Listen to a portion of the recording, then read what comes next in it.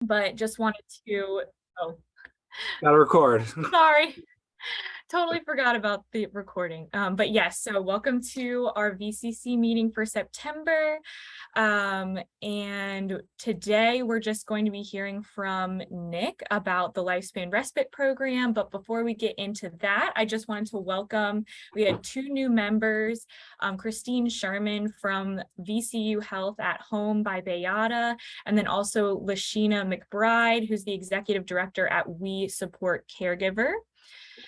So welcome. I don't think that they are on today, I don't believe, but we do have those two new members. In terms of announcements, we don't have a ton of announcements at this time. I don't know if you saw Nick's email, but with Liza's departure, we've been kind of in a transitionary period, just as an executive committee in general, but we are still working on potential committees that you all can be a part of. So once we have those more detailed and outlined, we will be sure to let you all know, so you can get a little bit maybe more involved in the VCC. And so now I just wanted to take some time, if there's anyone who's on who would want to make any announcements about any educational or research opportunities just from our membership. Yes, Connie.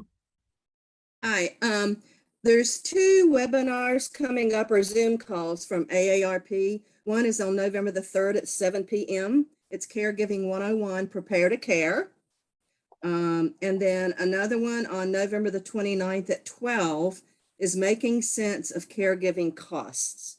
So I sent those links to Nick last night. Do you want me to put them in the chat, or can you just include that in the minutes, Nick? I can include it in the minutes. I was gonna say we can copy it yeah, and put it in the chat if my okay. It doesn't want to paste, but I can definitely get that out to everybody. Okay, thank you. Yeah.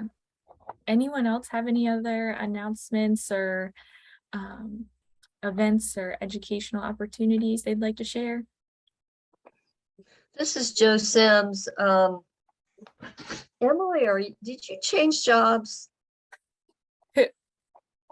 Me? Can you hear me? Can you hear me? Did you change jobs? No, I'm with Henrico, right? Yeah, I'm still with Henrico, yeah. Oh, okay. Okay. I'm trying to make myself seen, and I'm not able to do it. So can you all make my picture come up? I'll say I just asked you to start video. Yeah, so just the same. All right. There I go. Okay, there I am. All right. No, I don't have any announcements right now, but I just wanted to y'all to be able to see me. So hello. Hi. Any other announcements or anything? Yes, Kimberly.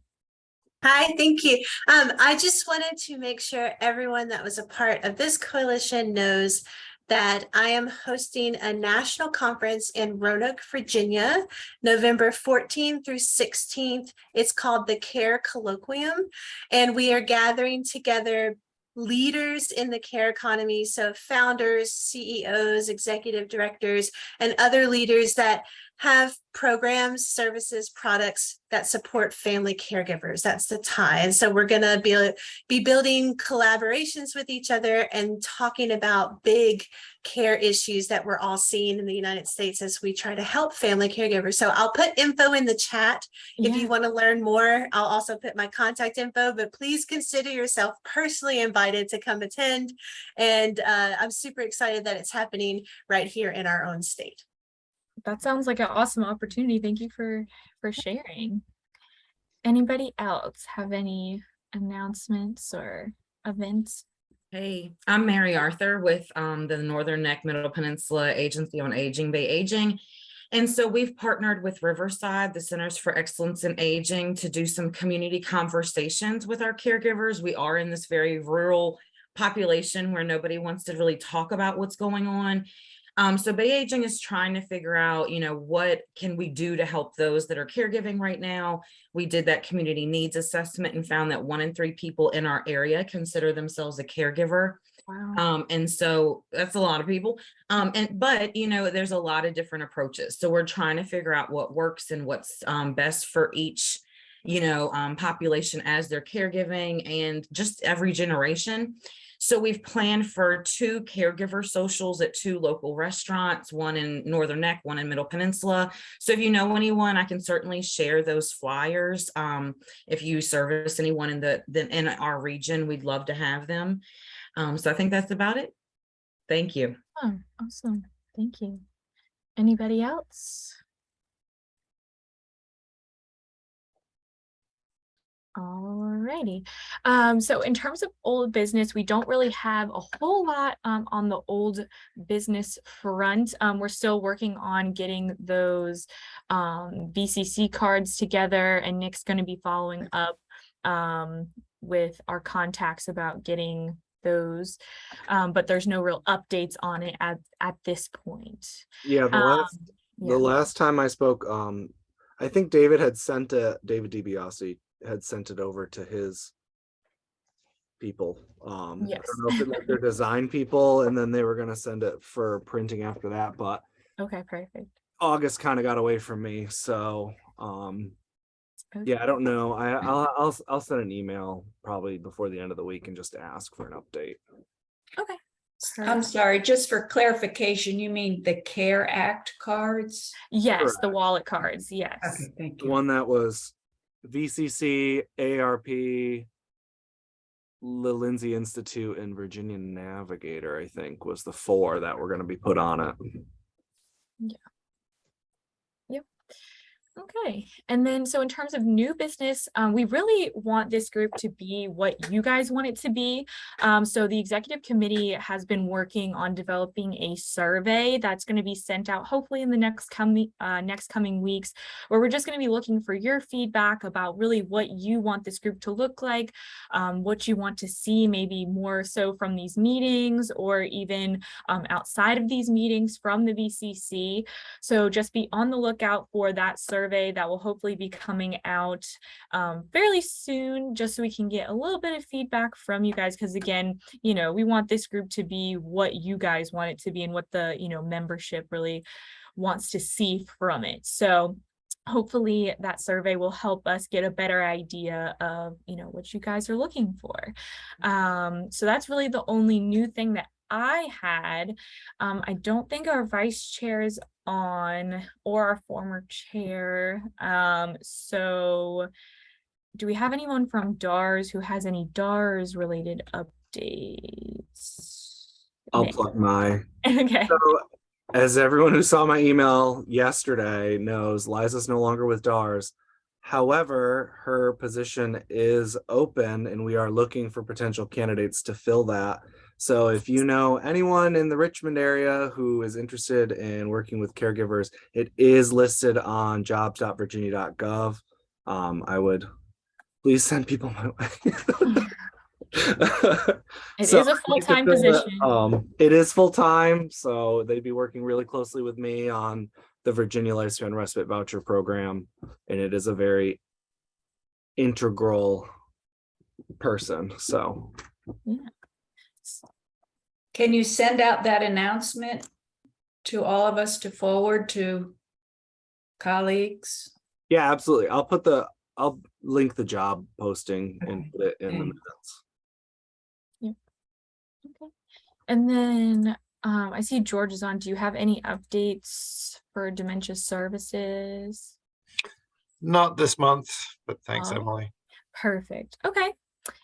Sounds good. Well, now that we've kind of gotten through more of those announcements, I am very happy to introduce our speaker today, Mr. Nick Slentz, who is the Human Services Program Coordinator at DARS, and he will be presenting today about the Virginia Lifespan Respite Voucher Program. So I will turn it over to Nick. Okay. Hello, everybody. I'm here often, so. Okay. Little backstory. After Liza left, I went to the HCBS conference middle of August in person in Washington, D.C. Then from that conference, like 6 of us at work got COVID. And then I was out for another week.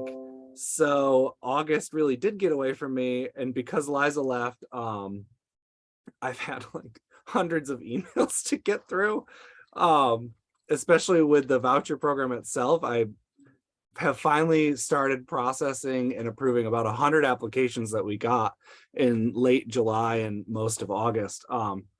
So we have been able to get a VCU BSW intern who's been working with me the last 2 weeks. So I've been busy trying to train her and get her up to speed so she can take on some of those job duties, which will free me up to go back to what I've been doing. So I wish I had a more in-depth presentation, but then probably you guys wouldn't want to listen to me talk for like an hour and a half. So because I'm kind of doing a little bit of everything, you're gonna have to bear with me on this screen sharing here and see if I can't do all this at once. All right, do you see a camp like a tent? Yes. Okay, now do you see a presentation? Yes. Okay, you don't see my notes, right? Okay, good. Not that I have many. Where are you? Okay. Sorry, I'm juggling 3 screens here.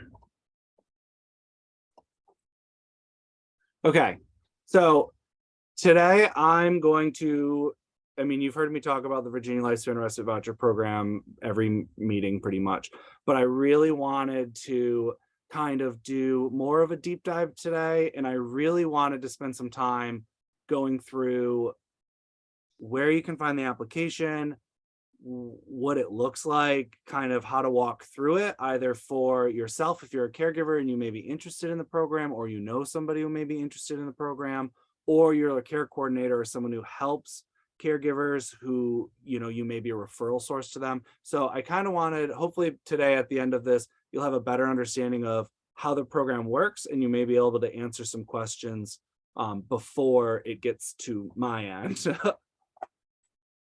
All right, let's see. Okay. Lifespan respite in Virginia. So DARS has received this 4 lifespan respite grants now. The first one was received in 2011. It established the voucher program as it is. It served 517 caregivers. I'm not quite sure how many were actually reimbursed. I just don't have that data. And at the time, the first 3 grants were 3-year grants. So every 3 years, we'd have to compete with all the other states who are eligible for it and then try to receive this funding source. When I came into DARS, I came in at the beginning of the 2018-2021 respite grant, which just ended last year. That program, the goal was to serve 594 caregivers over the 3 years that we had it for, but because of COVID, we were actually only able to serve 460. So you kind of got to reset your expectations there. But the highlights from that grant is it was originally once you could apply for this grant once. It was $400 in reimbursement. You had to be the primary caregiver and live full time with the person you were caring for.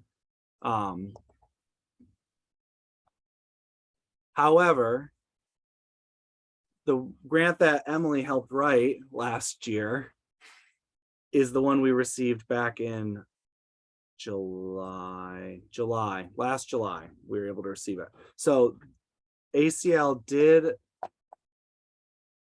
mix things up a bit. It actually extended the grant's lifetime from 3 years to 5 years, which is awesome. And this was the largest lifespan grant we ever received. I think with the state match that we got, the budget for it is like 1.2.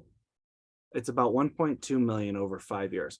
So the goals of the program were we wanted to expand and enhance respite care services in Virginia, improve statewide dissemination coordination of respite care services, across the state, improve access and quality of respite care to individuals, ideally reduce family caregiver strain, and serve 1,000 caregivers over that 5-year period.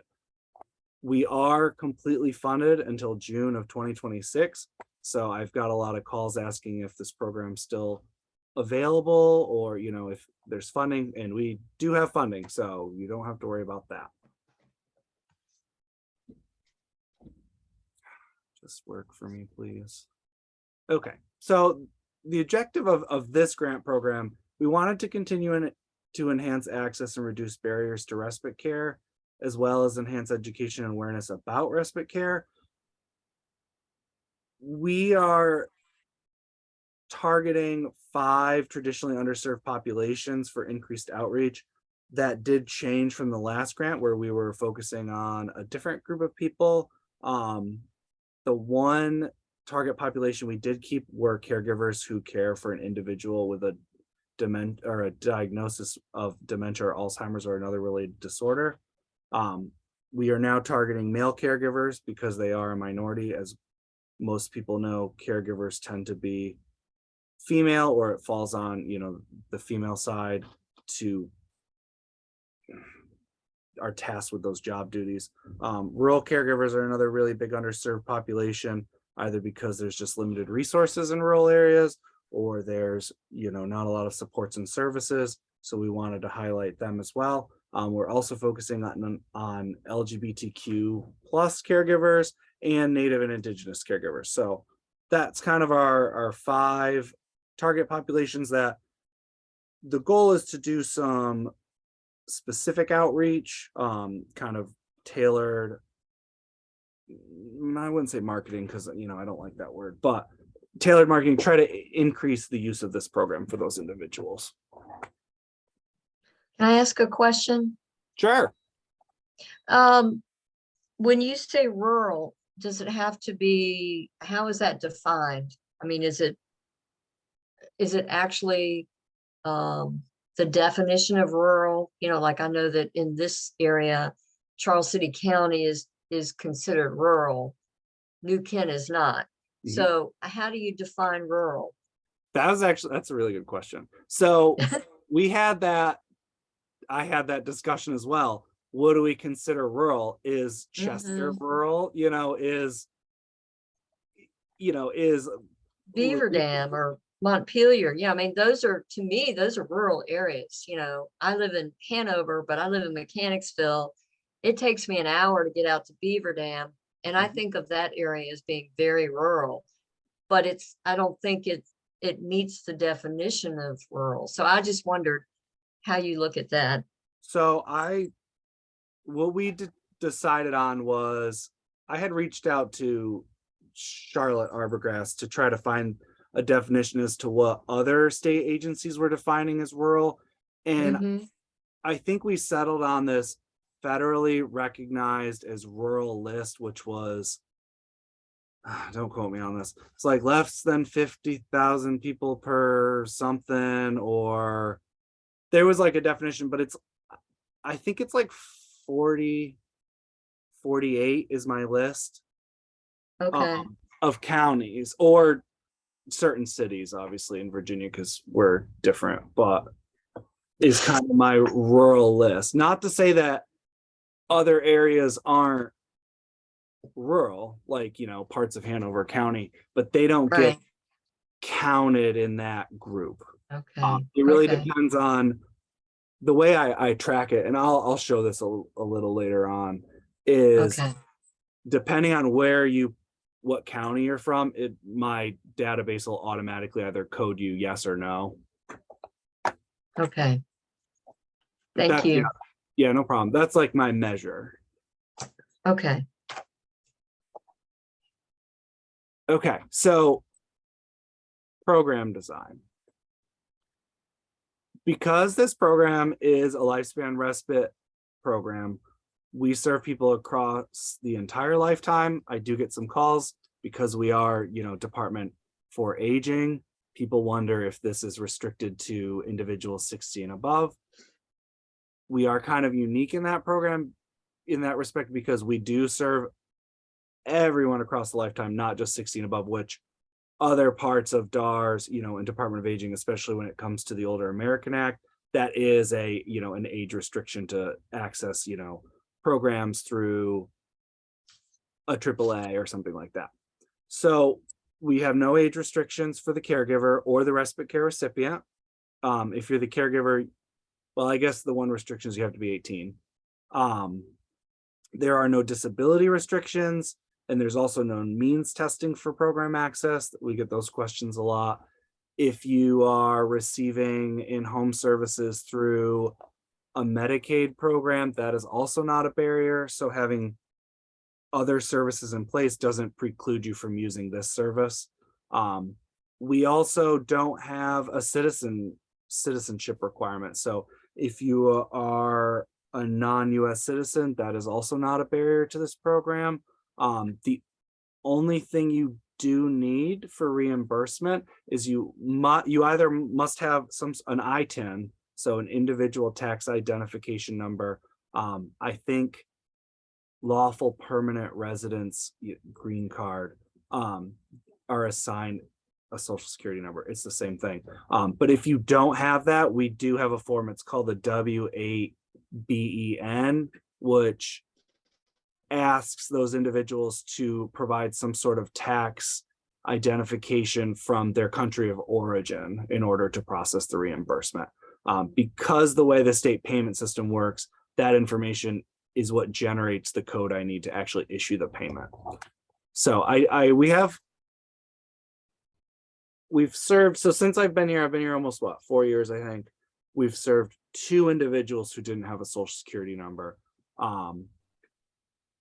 I don't know, sometimes it could be language as a barrier. Some people you get nervous when it comes to reaching out to, the government, but I try to reassure people, I do not care what your citizenship status is. If you are a caregiver and need help through this program, I'm here to help. So just keep that in mind. I just touched on the slide here. Because it's participant directed, caregivers are responsible for hiring, training, and paying for their respite service provider. You can use traditional or non-traditional respite. You can use an organization. You can use an individual, either skilled or unskilled. So it could be a member of your community or church. It could be a family member, as long as they don't live at the same residence as you. We'll reimburse summer camps. We've done that a bunch. We've reimbursed some equine therapy for individuals. We'll also reimburse short-term stays in assisted living facilities or a nursing home. We'll do adult daycare programs. We'll do homemaker services. We'll do personal care services. We'll do just general supervision or companionship services. I really wanted this program to be as flexible as possible to try to meet the caregiver where their needs lie. So I really try to be open to what someone considers respite, and as long as they can justify the service they're hoping to have reimbursed through the program, they can justify that this service is going to allow me to take a break, I'm about it. So in order to be eligible for this program, there's only 3 things. You have to live in Virginia. That's the one thing. I do get calls from people who live in West Virginia and DC and Maryland occasionally. So I do have to break the news to them that they have to have a Virginia address. They have to be a primary caregiver, and they have to be there at least part of the time. Part of the time is kind of loosely defined. Just through my own care experience, when I was helping to care for my grandfather who had dementia, we lived about a mile down the road, but we were there every day. So I didn't want, especially if you're, say, an adult child and you have a spouse and children of your own, and you're helping to care for your parent who, lives over the hill, that shouldn't be a barrier, because that responsibility still lies on you, and you're still responsible for that caregiving role. And I didn't want people to be precluded from that. I think Dee raised her hand. Would you have a question, Dee? Yeah. Oh, feel free to cut in anytime, because otherwise Thank you. I kind of ramble. Just to clarify, Nick, I thought I heard you say that it was ineligible if you lived with the person, but then this says to live part-time. So the respite care provider, so the person you hire cannot live in the same household as that individual that is being cared for. So if you and your spouse live together, your spouse has some sort of diagnosis or medical condition, you're the primary caregiver, you can't hire your 18-year-old child who resides at the same residence to provide that respite care and be reimbursed. But if your 22-year-old child lived 3 houses down at a separate address, that would be perfectly fine. So we group it as a household. You can't be in the same household and be reimbursed for that service. The way I look at it is that responsibility would fall to you or the other member in general. And I didn't want, the goal is to give the caregiver a break, not necessarily reimburse them for care they're already providing Right, or are responsible to provide. right. Thank you. Nick, do you have a set rate that people who are hiring someone informally, like a family member, is there a set hourly rate that you accept? George, you're getting ahead. Oh, sorry. You're fine. Yes, we do have some set rates with some asterisks, but I'll touch on that in a little bit. And then the only other thing I need besides being a Virginia resident and being a primary caregiver is you have to be able to verify that there is a disability or medical condition. And there's a bunch of ways you can do that. And I'm going to get to that in my next slide, if it will do it. Okay. This one's going to be a little meaty. So with some of the lessons we learned during COVID in the previous grant program that ended in last August, there were some proposed changes to the program that we wanted to make that we were able to put into effect when we received this newest grant award. A lot of that was with the help of Emily, who wrote these into the grant. So it's nice to have her so involved on the other side of things. The biggest changes we made from the previous grant were, again, allowing caregivers who did not reside full-time in the household to apply. We also increased the reimbursement rate from $400 to $595 per household per calendar year. I know that many caregivers still have needs above that $595 a year limit, but reimbursing caregivers above $600 is considered taxable income for the IRS, and it would actually generate a 1099 that they would then have to claim on their taxes. So we really wanted to avoid that, and I couldn't figure out how to get around the IRS and give people more money. So that's kind of why that $595 is the limit. And that calendar year is a taxable year, so it begins on January 1st and ends on 12/31. So anyone who's approved for the program in this calendar year and is reimbursed before the end of December would be eligible to reapply January 1st of next year. So that's kind of how it works. Took a little while to figure that out. I'm not very good at, tax law or anything like that. Before, we also only allowed people they have their period, they incur the cost. At the end, they send the reimbursement in for the full $400, where we know that especially people living on, a fixed income or have costs that there isn't a lot of discretionary spending in their households, 400 or now 595 is a lot to pay up front, wait, almost 4 months in some instances to be reimbursed back for that. So we wanted to break it up and allow for multiple reimbursements. So we do ask that multiple reimbursements are fine. We ask the minimum amount be about $100, just so we're not making, 40 reimbursement requests, because it does take a lot of time on our end to get all those processed. So the kind of the payments work is you would request a reimbursement of at least $100. That request would be processed. You'd receive the reimbursement in the mail, and then you'd continue on. Normally that 90-day period, depending on how frequently you were incurring those costs, we would be able to go beyond that. 3-month period traditionally without an issue. We also worked in a direct payment for licensed care agencies. We weren't going to directly pay a private individual. We kind of determined that the liability would be kind of high. So if an agency is willing to work with us, we have no problem pursuing a direct payment to them for the costs that one of our caregivers incurred through our program. So far, I think I've made, less than 10. Some care agencies want payment up front, which is not how the state payment system works at all. We will not reimburse for services that have not been rendered.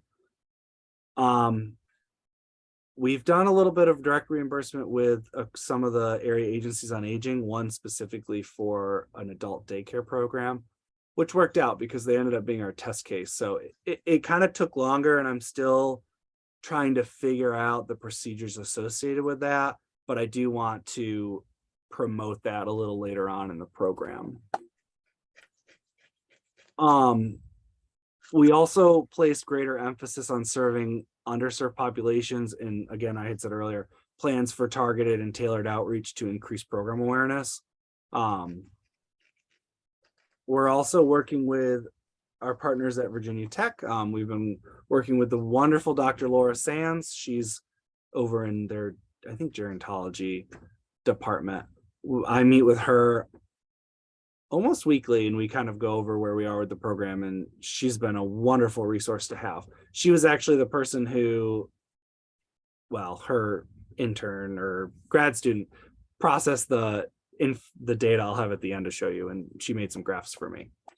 But we spent a lot of time in the beginning rewriting our application, tailoring our survey. We spent a lot of time looking at what other states were doing with their lifespan grants and kind of what they were asking, because we really wanted to zero in on what are we asking, why are we asking it, and what are we going to do with that information once we have it? How is this going to help us? You know, how is this data going to help us promote either this program or more funding for this program, or show that there are needs in Virginia that need to be addressed? So we spent a lot of time just kind of hashing that out, which was lengthy. And the one other thing that we wanted to work into this program was some sort of caregiver training. And because we don't have one ourselves that was available, we look towards the Respite Care Association of Wisconsin's how to hire, train, and retain respite providers. It was a 30-minute module online. It was free. You just had to register for it. It had some excellent resources. Myself and Dr. Sands both took it. We thought it was great. The goal is to maybe create something like that in Virginia eventually. We did work in some feedback into our caregiver survey, just asking, one, if caregivers could take it, if they could access it online, did they have any trouble? Did they find it useful, or was it a waste of time? So we've been kind of gathering that, and the goal is to analyze that feedback and see what we can do moving forward into our own training program. Okay, shifting gears a little bit, I want to kind of I want to walk you through the actual process. Start to finish, I want you to look at the application, you know, like if you were applying for it yourself or if you were helping somebody fill out this stuff.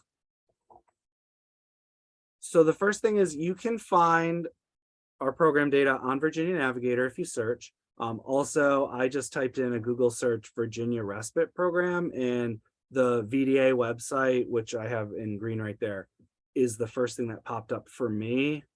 I don't know if that's true across everyone else, but it has kind of eligibility requirements, you know, how the program works. It has contact information. It's probably still Liza's. I put a request in to get that changed. I haven't heard back yet.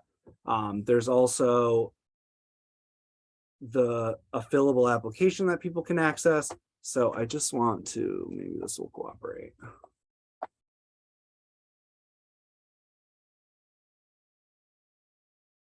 Everyone seeing our webpage? Hang on. Nod. Yes. Okay, cool. All right. So this is what our webpage looks like. I wanted to define respite. I get a lot of people who call who don't even know what respite is. They hear about the program. They're not sure what that means. I wanted to give a definition to people just to kind of for their own knowledge. I did put some important terms to know. I stole these from the Arch Network. They're a really good resource. They're also our technical assistance providers for the Lifespan Respite Grant from the ACL. Great resource. They compile all the state's respite programs and kind of put it in a nice, easy place to do it.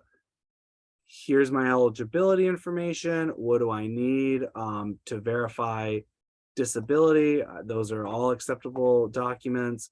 And then how to apply. Obviously, this is not going to be Liza's email anymore, but then here is the link to the application that you can download. It uses, because it's a fillable PDF, I do ask that people try to use the Adobe Acrobat reader. That's what we use here. It makes all the functions I tried to work into it work better. And then I put a link there. There are some frequently asked questions. Virginia Navigator here. I have a full FAQ that people can link here. And then I also mentioned the Virginia Caregiver Coalition. We worked that into the application materials itself, because we would not have received any of our lifespan grants without their help over the years. So I really wanted to highlight what the Virginia Caregiver Coalition has done, you know, over the last 10 years in helping us receive this grant. Okay, next link. So if you're applying for the program, all I need is the 5-page application material and verification of the care receiver's disability or medical condition. It can be mailed to me, it can be emailed to me, it can be faxed, however you want to send it, whatever is the easiest, please work.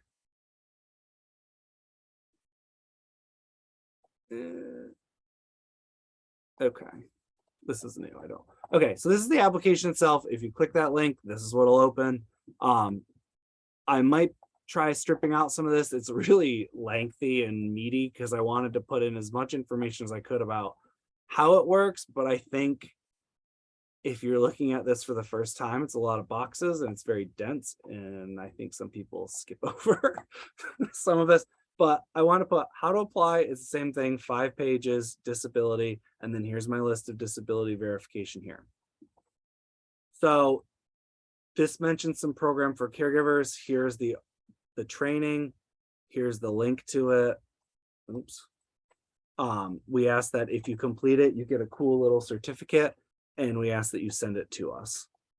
It is not required, but the way it's worded is it seems like a requirement because we really wanted people to participate in that. We also have a goal. We'd like to do a support group. We're still trying to work that out. We don't know what we're going to do with that yet. And that is something that we had kind of talked about. Maybe the VCC, we could do like a caregiver support within the VCC or something like that. So that might be another opportunity coming. Yeah, originally when we wrote it, the goal was that my position would be kind of doing like the VCC, but geared completely towards people who completed this program as more of a support group. Right. But once we started getting into the weeds with it, it seemed that it wasn't really feasible. That right. I necessarily wasn't the best person to right. So I definitely think there's other people who would do a better job than myself when it came to that. So we're still working on that. So originally the old application, I never even realized was in like size 9 font. So the first thing we want to do is just make it 12-point font, which did extend our application a couple pages. But I think for readability and like navigability, it really helped. Page 1 of the application is all about the primary caregiver. I have people call and say, who fills this out? Is it the person I'm caring for? And I'm like, no, this program is designed with the primary caregiver in mind. It is their program.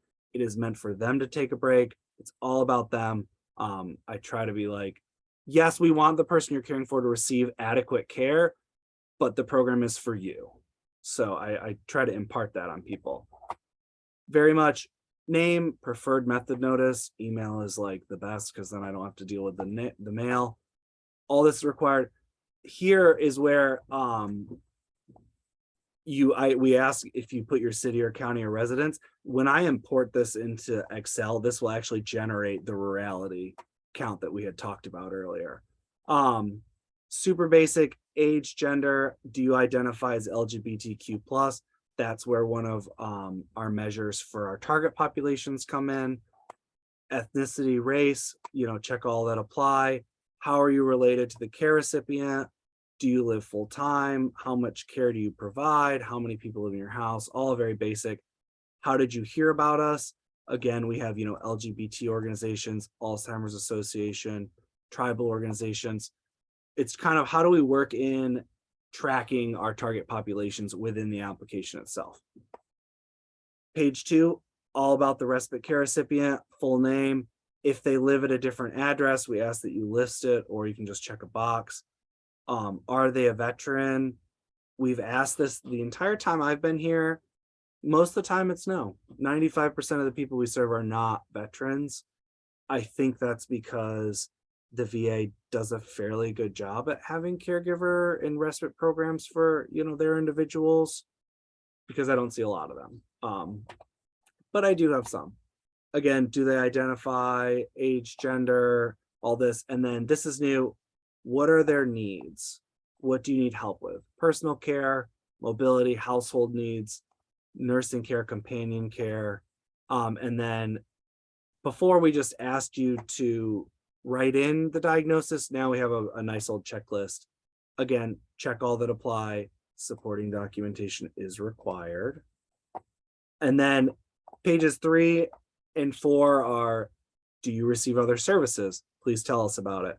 Regardless of whether you receive support, how will this program help you? What do you want to use it for? We really wanted to put an open-ended question that allows caregivers to kind of tell their story and tell us what's going on in their own words.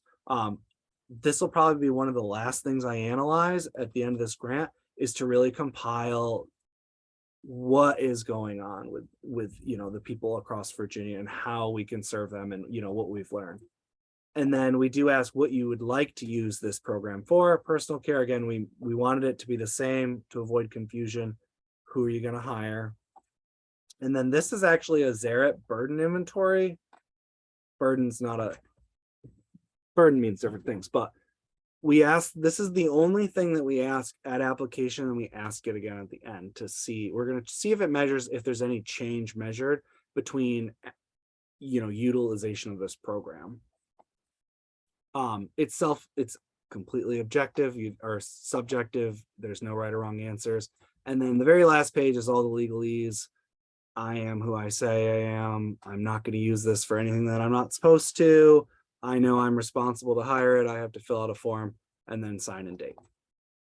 So, and then I do attach frequently asked questions to the end. No, don't save. Okay. So once I get that packet, turnaround's about 30 days, very traditional. SNAP is the same. I wanted to base it on that, as I had to experience in the SNAP program working at DSS before I came to DARS. Notification is by mail or email, depending on what you determine your preferred notification preference is. Email is generally the quickest nowadays. And then you get a whole packet that tells you how to utilize the voucher and the forms you need to pursue reimbursement. It looks like Colleen has a question. Yeah, feel free. Hi, good morning. I wanted to know if this program is a viable program for caregivers, let's say, that needs to transport their loved one to a program that may be waiting for approval with Handy Ride or something like that. And so you're saying, could they use this program to cover the cost of transportation to a respite correct. program? Yes, yeah. We do have some caregivers like that because we have very few adult day, and sometimes that has come up, and I'm thinking about seniors and people with disabilities both. Transportation issues come up for us a lot. I think an argument could be made where that could be a justifiable expense for my program. Especially if otherwise the caregiver would have to be doing that transport, and them Right. and somebody else to do that would Mhm. give them the break that they needed. Mhm. But it would have to be explained on paper. But yes, Okay. I don't see that is not necessarily a barrier for this program. Okay. All right. Thank you. And Dee, did you have a question or a comment? Yeah, I'm curious, Nick, what do you get the most requests for? Even a breakdown on the in-home, is it for skilled, personal, companion?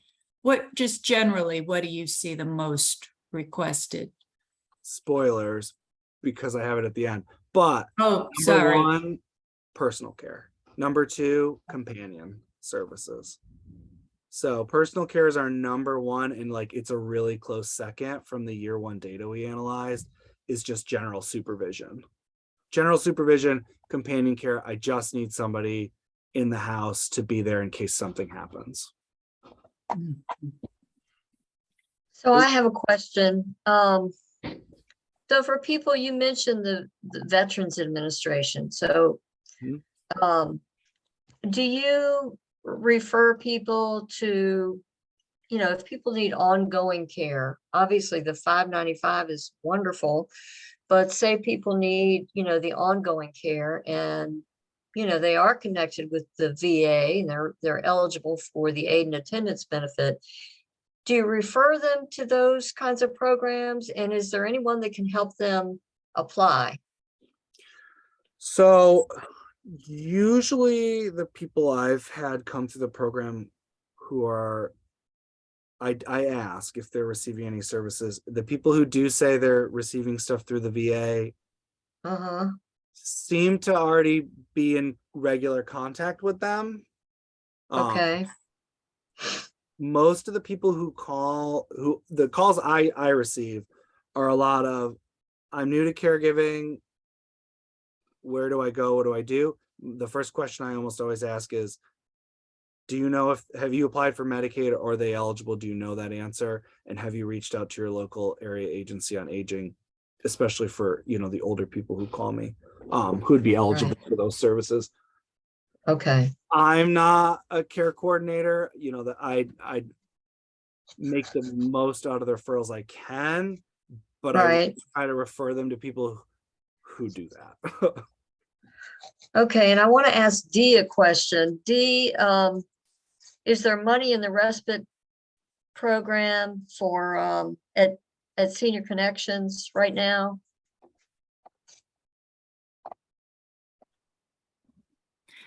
There wasn't. So I'm just going to go with no right now. Oh, okay. All right, that's good to know. I have a new client that is going to need. Well, she needs. Yeah, the caregiver needs somebody because the mother's just been diagnosed with dementia, and she really needs the supervision piece. So I'm trying to get all the information I can for her to try to help her. So. I think Nick said it best, just refer to care coordination. Yeah, and probably the second largest question I get is, how do I get paid to be a caregiver? I refer to a lot of people to the Medicaid program, and well, that's through Medicaid in Virginia. It's the only real program I'm aware of, that's kind of statewide. You need to call. Do you have Medicaid? Yes. Okay. Who's your managed care provider? Call them. You need to ask for a waiver. These are the steps. After that, I don't know. That's not what I do. I get a lot of those. Right. So I think just a lot of people just call because they don't know where, it comes back to like the whole no wrong door and calling, and it's like, I don't know where to begin. Can you help me? Point me in the right direction. Or some people are like, I talked to somebody, they gave me like a list of like 30 phone numbers to call, and I haven't heard back from anyone, and you're the first person who's picked up the phone. So that's kind of like what I've noticed just in my day-to-day job duties. But that's neither here nor there. Okay, so normally there's a 30-day turnaround. The last month has been a little crazy. I haven't been able to get around to everyone yet. Everyone in my stack is going to be approved. I am working on that. But normally I try to stick to the 30 days. I don't want people to wait. A lot of times I tell people that, hey, I looked at your application, you're going to be approved. You can start trying to arrange respite now, and I will catch it on the back end if I have to move my voucher period backwards to capture that, or if I have to give you extra time. No big deal. I can be flexible. We're gonna capture those costs one way or another. The traditional period was 90 days. That's still kind of the default. You get a 3-month period to utilize it. A lot of people are like, does that mean I have to have my paperwork in with 3 months? No, just get it in when you can. No worries. Just let me know. As long as I know what's going on, we're good. If you need more time, that's fine too. I want caregivers who use this program to use all of those funds. I want them to take that full $595. I would love it if they were able to do it every year. I will work very hard to make that possible. And I really want to impart that to the people who use this program. Okay, so now we're done. 90 days are up. Reimbursement packet. It comes with a couple things. First thing is a letter. Hey, you've been approved for the program. Second one is, these are the dates you have to use it. Here's what's going on. Here's the reimbursement rates, things like that. This is what you have to fill out. This is what you have to do. Valid proof of payment. And then there's the reimbursement form, which is kind of considered one half of the invoice, where caregivers track the dates that they use respite, what their rate of pay is, and then it totals it up at the bottom. They sign, the respite provider signs saying, yes, this is true and accurate. I provided these services. And then they have to have matching verification of payment that matches up with that. And then the only other thing is a satisfaction survey that is required to be returned. The state it is returned in doesn't matter. I'm not forcing people to fill it out. If they really don't want to provide their feedback, they don't have to. I try to encourage every caregiver to say, hey, your story matters. What you write on this matters. We will be using this. This is not pointless. I know it's like 5 pages. But we really want to know what's going on. So if they send it in blank, that's fine. I'll take it blank. And then the last thing they need is a W-9. We provide it. It is a Commonwealth of Virginia specific form. It's used for our payment system. It is what it is. I'm gonna show it to you anyways.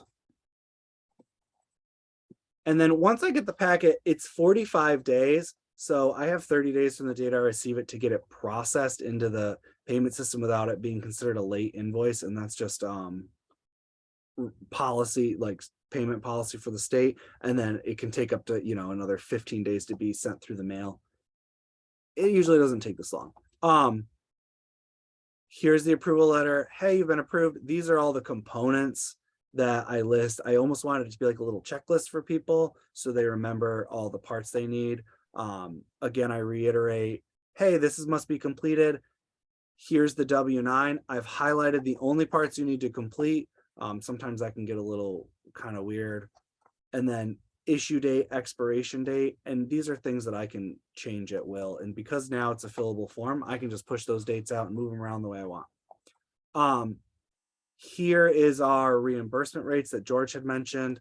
We will normally reimburse individuals $15 an hour, agencies $25 an hour. However, asterisk, that again, that's the normal, but I'm not above overriding it in certain instances, especially with inflation and what's been going on in the last year.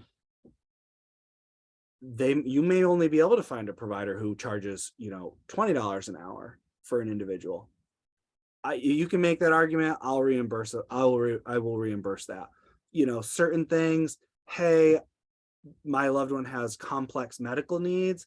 The people who are able to do that charge $35 an hour. Again, if it's justifiable, I can make the case and kind of not break the rules, but bend the rules again to get people to utilize this program. That is my ultimate goal. Here is my thing about the Respite Care Association of Wisconsin's training. Did it make me feel more confident? Did it give me tools that I found useful? Is this something you might use in the future? Did you like it? What do you think? If you didn't take it, why? The biggest thing I get is, I don't have the internet. I don't have a computer. I didn't have time. Perfectly fine. Now we know. Reimbursement procedures. This is all how to fill out the form. Again, we're not exceeding $595. Your responsibility if you go above that. And then here is my kind of invoice, date, who provided it, how many hours, rate of pay, a day, a week. Some stuff like adult day programs, they charge by the day. It's like 80 hours a day or whatever. Summer camps charge by the week. I wanted to capture that as much as possible. If you do it as a PDF fillable, it'll total it all at the bottom for me. It's super nice. Here is the certification. My respite provider was 18. They're not my spouse or partner. They're not the parent of the respite care recipient. They do not reside in the same home, and they are not the regular care provider unless that funding was used for additional hours above and beyond. We want to supplement. We don't want to supplant. We don't want to kind of pay for services that are already in the works. We want this program to be used for above and beyond. We want you to go above and beyond to take the break you deserve. That's the whole point of it. Sign and date. And then satisfaction survey. What kind of respite did you use? Who was the provider? This is what I've been using the last year. None sometimes, no big deal. How did you use this? Your free time. We wanted to know, how did you benefit? Please tell us. How did your care recipient benefit? Please tell us. If you could have if money was an option, how much care would you need a week? And then a lot of the end was, what are your barriers associated with obtaining additional respite care? I'm not even in the right thing. Oh, I'm so sorry, guys. I've been going over this the whole time. Okay, back to what I was going. Okay, here's my reimbursement form that I just talked about. Here's my signature. Here's my satisfaction survey. How did you benefit? How did you care? What are your challenges? What are your barriers? Is there anything else you'd like to provide feedback on? Some people tell us whatever they want, and we write all of it down. I store it all. We're going to look at all of this at the end. And then the last page is, could you find the website? Did you use it? Did you call DARS? Did we answer? Did I answer your questions? All that, just kind of process improvement. How did you use multiple reimbursements? Was that effective? Very, kind of stuff we'll use to try to improve our program over time. And then here's the Zared again at the end. That was the same in the application. I haven't had time, or the Virginia Tech people haven't had time to analyze this yet. Our year one data set is only 87 people, so it's kind of limited. And then here's the W-9. Some people get hung up on that. I get a lot of people who have the respite provider fill this out. The person who fills out the W-9 is the person who's getting reimbursed, which is 90% of the time the person who filled out the application. All they have to do is check this box, put their social security number in, name, check this box, fill all this in, print, sign. This document is weird because I have to send it to a different department. It either has to be a wet pen and ink signature, or it has to be DocuSigned. If you just type your name in here, they will not accept it in the system, and I'll have to request you to fill it out again. I've been dealing with that a lot recently. So, okay. All right, so that's kind of walk through the, yeah, Kim. I was just curious, for folks who are undocumented, how do they fill out the W-9? So they don't get a W-9. They get a W-8-BEN, which is Okay. like an alternative tax form for non-US nationals. So again, I'm not an expert, but if you are a non-US citizen, but you are a lawful permanent resident, I think you are issued an ITIN, an individual tax ID number, so essentially a social security number. But Okay. if you are undocumented, or if you haven't been in the country long enough to obtain if you're still on a visa, Mhm. then you would use that W-8-BN, which essentially asks you to furnish tax identifying information from your country of origin. Okay. It's a weird one. I've only used it a couple times. I have a lot of trouble understanding it. Mhm. It's just weird. It's just weird. Okay. But yeah, that is the form. So that's why it's not a barrier to non-citizens. Excellent. Thank you. Okay, so now I'm going to show you some pretty pictures and some data in a graph. This is the information I got back from Virginia Tech. I just kind of want to highlight the year one data set, which we were able to kind of wrap. It's the only complete data set I have because we're still in year 2 of the grant, so it's kind of incomplete. I will say that this data is only like 87 people, but there have been to date, as I checked this morning, 537 applicants for this program, and 100 of which have applied in the last month pretty much.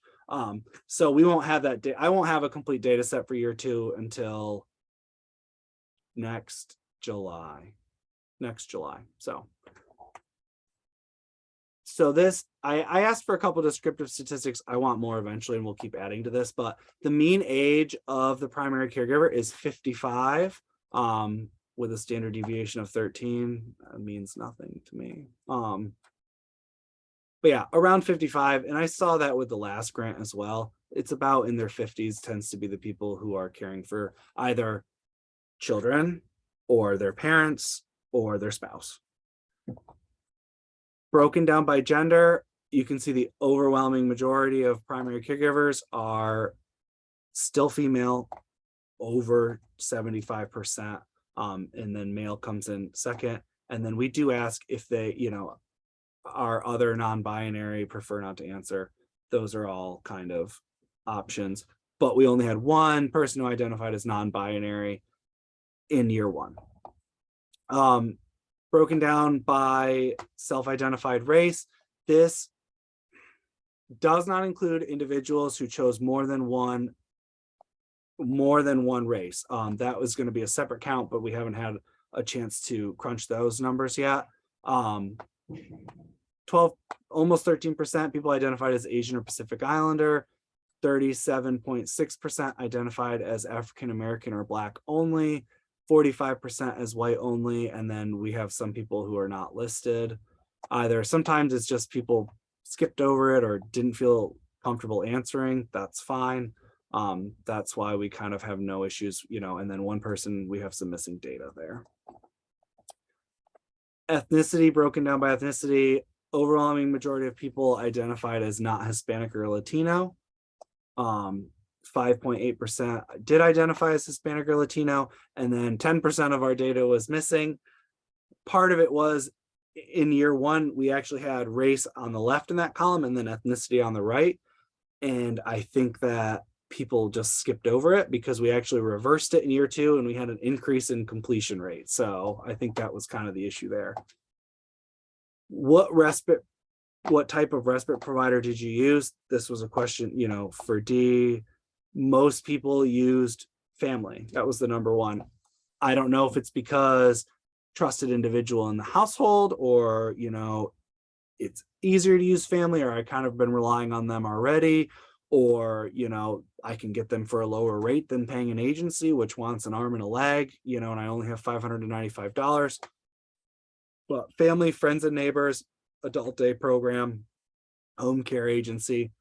This other 14%, most of this tends to be summer camp, some specialized therapies and stuff that we've reimbursed, things of that nature.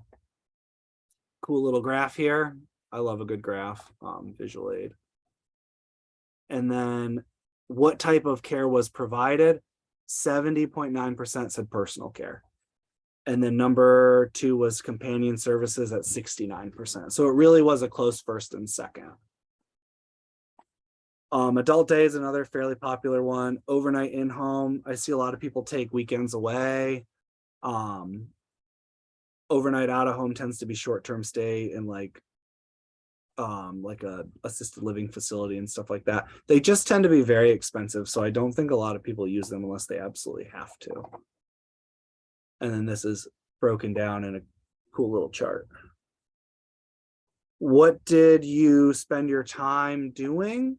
Most people said sleeping and resting. And then second was time with a significant other or family. And then caregiver's own medical care. A lot of people go to doctor's appointments and stuff like that. And that's all broken down again. And then the other question I was curious to ask, how many hours per week of respite would you estimate the family needs? Most people said 6 to 10 hours per week more than they either that in general or on top of what they're already receiving, you know, and then 31% said 11 to 15 hours more per week. And that's that broken down in a nice pie chart. And then number 1 answer for what challenges do you face in providing care? Financial strain, lack of social support, you know, conflict with work, especially if you're still working and you're not retired, or, you know, ability to retire in general, that you have to still work so you can keep providing care and paying the bills. And then barriers for attaining additional care, overwhelming financial, number 1. So then I have that broken down as a colorful graph as well. Okay. That is everything I have so far. So that definitely goes to show that definitely having more this program is definitely needed. If they're all saying that financial strain is the number 1 thing, you know, having some sort of a reimbursement or voucher program for respite care, I mean, that's huge. So I think it's good. It shows that there is a need. So Yeah, and again, as more time goes on and I have a larger data set, I'm gonna have some more, you know, more like hard numbers as to what this program is capturing. And, you know, I hope towards the end of our 5 years, come 2026, this data will hopefully be used to maybe create some sort of plan or figure out where the holes are in Virginia and how we can maybe fill them. Yeah. Or at least further that, you know, cause along. There was a lot of harmonization or talk about harmonizing what people are asking for the lifespan programs across each state to try to get a more of a federal picture of what is going on in each state, kind of so the ACL can, you know, higher level funding type stuff. So I thought that was also pretty interesting. Colleen, did you have a question? Quick question, is the updated application already on the website, the DARS website, Nick? I think if you go to the page and click it now, it's still going to have Liza's information on it. Oh, okay, that's fine. Just all the other things, all the added stuff like the, you know, the videos to view and all that stuff. Yeah, All that that should all is updated. Okay, thank Yeah, you. the only thing is that one still has Liza's contact info, which it will come to me now. I'm receiving all of that too, but I have switched it over. We now have, if you can believe it, our own email address. So now when somebody comes and goes, we don't have to switch everything over because I don't know why no one thought of that before. Makes sense. So, and I really hope, I mean, I know I talked a lot and threw a lot at everybody, but I hope, I don't know, you guys gained a little bit more about how it works on my end. I know this program in my sleep, so I could talk about it endlessly for hours if you wanted to.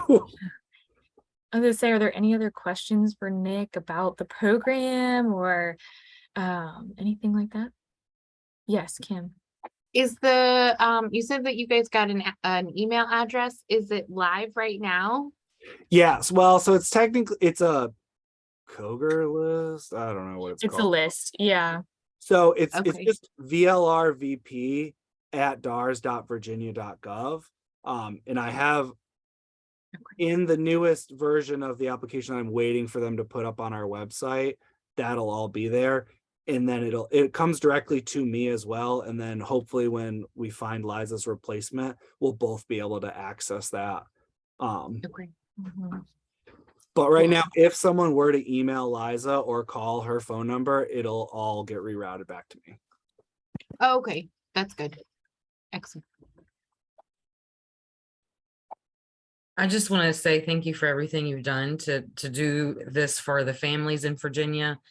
You know, when I meet with people, they're struggling and they're really searching for answers. And so I just want to thank everybody with DARS and everybody that provides this, because you know, families express the thanks to me a lot, but I know you guys probably don't hear that.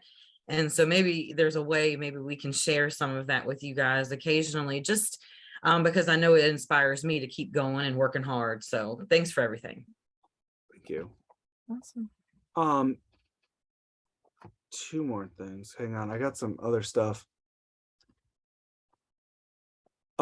This is a federally funded program, so we're 100% federally funded. That's why we have to reapply for that every couple of years. So if we don't get it, this program will end, which really sucks. And I mean, that's why we fight so hard for it. I think every year we ask the General Assembly to fund the program, and then every year it doesn't get approved in the budget. But I know DARS has been working diligently to try to get it as like a permanent program, but it just hasn't happened yet. Yeah. Also, there is a really big push. Also, the new respite voucher at the area agencies on aging. We've had a couple AAAs try to mimic our respite voucher at a more local level. So I've been trying to promote that as well. I know there's a couple of people here who've done that. Healthy Generations is one, and then Senior Connections is another, and then VPAS is the third. So hopefully maybe Bay Aging will want to do that in the next year or so. But again, if anyone wants to talk to me about this program, or you know, how to anything, I'm here. Please feel free to call me or email me. Try to be an open book and readily available to anyone who needs it. So, and thank you all for your time and listening to me today. Yeah, I was say, I just want to thank everybody for coming to the meeting, and just wanted to let you guys know that our next meeting is going to be on Thursday, November 17th at 9:30 a.m. All of our meetings again are recorded and uploaded on YouTube, so if you're unable to attend the meeting, you can still stay up to date, and just make sure that you register for the meeting via that Zoom link registration. But yeah, hopefully we will see you all in 2 months.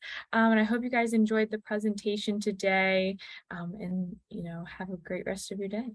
All right. Thanks, Nick and Emily. Yes. Bye, everyone.